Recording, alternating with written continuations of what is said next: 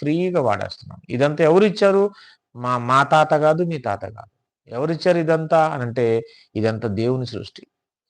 మనం నిలబడినటువంటి నేల, మనం దున్నుకుంటున్నటువంటి భూమి, మనం ఆరగిస్తున్నటువంటి ఫలాలు, మనం త్రాగుతున్న వాటరు, పీల్చుతున్న గాలి, అనుభవిస్తున్న ఎండ అంతా దేవుడిచ్చినదే.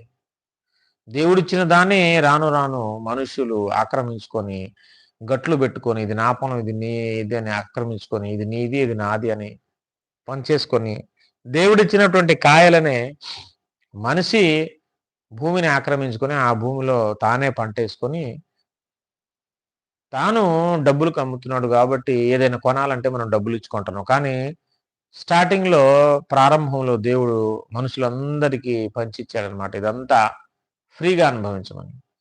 దేవుడిచ్చిన ఈ చక్కని 60, 70 సంవత్సరాల జీవితాన్ని అనుభవించి